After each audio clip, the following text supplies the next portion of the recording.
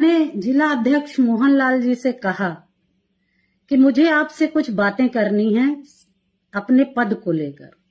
तो मोहनलाल जी ने कहा कि ठीक है, आइए बैठते हैं, बात करते हैं।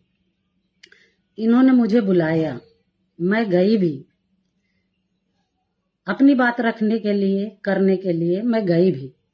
चूंकि मुझे भी काम कर रही थी तो आगे बढ़ने की लालसा तो हर किसी को होती है, मुझे भी थी। मोहनलाल जी ने मुझसे कहा कि दीपाली जी, मैं आपको जिला उपाध्यक्ष बना दूंगा, तो आप मुझे क्या देंगे? मैंने कहा, भाई साहब, मेरे पास देने के लिए कुछ नहीं है, क्योंकि अभी अभी मेरा घर मकान बिक चुका है, आपको पता है। मेरे पति का भी काम धाम बंद सा चल रहा है, आपको पता है। मैं आर्थिक रूप से इतनी कमजोर हूं कि मैं आपको कुछ दे नहीं सकती। मोहनलाल जी ने कहा, अरे दीपाली जी, आपके पास देने को बहुत कुछ है। मैंने कहा, भाई साहब, मैं समझी नहीं, कहना क्या आप चाहते हैं? इन्होंने कहा, आप समझदार हैं, आपको मुझे बताने की आवश्यकता नहीं है, आप इशारों को समझिए। मैंने कहा, भाई साहब, मैं ना तो इशारों में बात करती हूँ, ना मुझे समझ में आता है ये सब। आप खुद का बताइए, यदि करने योग्य होगा तो मैं जरूर करूंगा।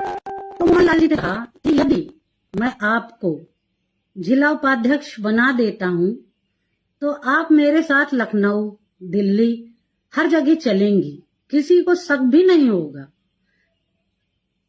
बस एक बार मैं कैसे इस बात को बोलूं, मुझे खुद समझ में नहीं आ रहा। इस जैसे नीच व्यक्ति को क्या कहूं मैं? इसने कहा, बस एक बार मेरे साथ हम बिस्तर हो जाइए। हम बिस्तर होने का मतलब सारा समाज समझता है। इनकी इतनी गंदी भावना जो मुझे महीनों से कचोट रही है, मैं किसी से कह नहीं पा रही थी, शांत थी। मैंने कहा, भाई साहब, आपके घर में भी बहू बेटियां हैं, ऐसी बातें की जाती हैं? आप बहनों के प्रति ऐसी धारणा रखते हैं? और क्रोधित होकर मैं वहां से आने लगी तो इन्होंने कहा कि दीपाली जी, अगर आप मेरी बात को मान जाएंगी तो मैं जिला पंचायत का आपको टिकट भी दे दूंगा। मैं लालची महिला नहीं हूं, इसलिए मैं शांत होकर, गुस्से में लाल होकर वहां से वापस घर गई। इतना सब कुछ इनने कहा, उसके बाद भी मैं निरंतर प्रयास करती रही कि जहां मैंने 10 साल दिए, उस 10 साल को मैं व्यर्थ ना गंवाऊं, काम करती रहूं। कुत्ते तो भौंकते ही रहते हैं,